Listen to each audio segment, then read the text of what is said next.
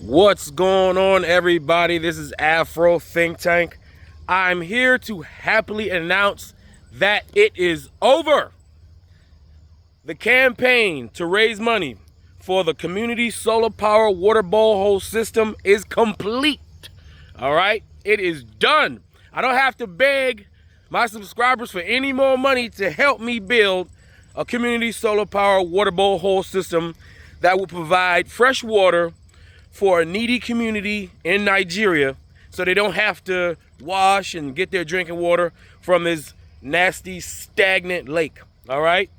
And the last person, I ain't gonna drop names, I ain't trying to dox you, but the last person sent $210. That was the last little bit I needed, because I was like, as of last, I think it was like 4 days ago, right? I was like, all right, I need $400 more and I'm complete with this. I'm done, right? And then, you know, it was trickling and it was trickling, but the last person hit the big chunk of 210. If you and this was like yesterday, I think yesterday or the day before, $210, or I don't know how it works, because sometimes people will send money in and it'll take a couple days, depends on what source they use to send. But if you sent $210 to be exact, you were the final nail in this coffin. I am so happy. I'm so appreciative to all my subscribers and all the people who didn't subscribe but who donated to this project. I appreciate you. This is your project. You paid for it. You get full credit. All you got, listen, if you sent $1, if you sent one, because some of y'all sent, that's all you had. If you sent $1, trust me, that dollar went a long way. You sent $5, trust me, that $5 went a long way. It doesn't matter how much you sent. I don't care if you sent 25 cents, because that's all you had. Trust me, you get full credit and can claim full credit for this Pan-African project. Now, I started this project, I would have to say, about 4 months ago. All right, because it was about 2 weeks before I went to Nigeria. I started this project to say, you know what? I want to see if I can raise money for a project, and I want to see if my subscribers will support me, right?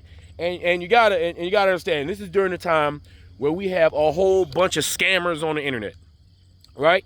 We got Tariq Nasheed, who promised a 2-level, top tier, high quality museum with elevators and learning center and all that. And he raised $2 million. And what did they get? A donut shop with a whole bunch of $10 placards on the wall. That's what you got, right? Robbery, right? Then you got Umar Johnson, who promised a school, right? But what'd you get? You ain't get that school yet, right? Because of mismanagement, I would say. Probably more like mismanagement and ego and all sorts of other things that ain't had nothing to do with school, right? So you didn't get to school. And then, of course, you know, come to find out, seems like he been stealing or doing this or doing that. So, of course, people wasn't feeling like donating to anybody. They're like, I'm not donating to another pro-black or Pan-African blah, blah, blah. It's probably a scam. So you got to imagine it's pretty hard to raise money in that kind of environment, right? And all I was trying to raise was $6,000. Both these dudes raised 1 point something or 2 something million in the black community. All I was trying to do was get like $6,000, and that shit was rough, right? I don't like asking people for money. I like to do it myself. I was gonna do it myself, but as y'all know, because I was talking about what Israel was doing to Iran and Gaza, I got demonetized, and that took away my YouTube money that I was gonna use to pay for it my damn self, because I was just gonna do it myself, right? But my subscribers came through. It took us about 3 months to complete this simple but not so simple task of raising this money. And so since I'm in America, let me give you an update on where we are. So you already seen the video. You already knew we got the borehole. We had the big drill come out, and you know we went down about 1,000 some feet, whatever. We got the water, right? And then of course everything's being made from scratch. So in Africa, you do it from scratch, right? So we made our own concrete, right? We made our own bricks. We are making our own platforms, right? So far. And then it was during the rainy season too. So things take a little while when you want concrete to dry in the rainy season. So as we stand right now, The ground has been secured and plastered. All the PVC pipe and all has been inserted inside the borehole. That's a lot of PVC pipe. You're talking about going down like 1,000 some odd feet, right, to get to the water, right? Everything has been capped, secured. The foundation to put the water tanks has been created. The platform has been created. What do you call that thing? The tower, I guess you would say, the concrete tower has been created. It's been plastered, right? Now we're about to put the 2 huge water tanks on top, right? And that last little bit of money was for the actual solar panel itself, right? Because everything else was set, and I got the security gate around it because I'm gonna have to maintain this thing, because you got to maintain it. We don't want anybody to mess it up since it is a public thing. Make sure we can lock it up at night so no one steals anything, because humans are humans, right? And then we'll open it up in the morning so that everybody can come use and get their fresh water to do whatever they need to do, right? We have the filter and everything in it. So now I called the solar panel people, right? I have to actually take out the filter. Take out the pump that we had already put in there, because the solar panel package comes with the pump. A particular pump that goes with the solar panel, right? So we're gonna get that. So that solar panel costs 800 bones, right? That's why I just needed 400 more, because I had already raised the last 400 and I sent that over. So that last 400 was to pay for the solar panel and the pump that goes in, that will go together. And it's better to get something that's like a package over there, because they kind of do that. Like, for instance, if you buy like a fan unit or something, if you buy like a refrigerator over there, it'll be like, okay, solar panel refrigerator. So they'll put a solar panel on your house, and that solar panel will connect directly to your refrigerator. If you get a freezer, they'll put a solar panel on top of your house and connect that solar panel direct to your freezer. Like, if you get a TV, right, it'll be a solar panel on your house, and that connect directly to the TV. So each individual big electric item will come with its own solar panel, individual solar panel to control it. Or if you get a big package, you get a solar panels to control like all of it. And that's how they doing in Nigeria. They're way ahead. You buying your appliances with the solar panels, right?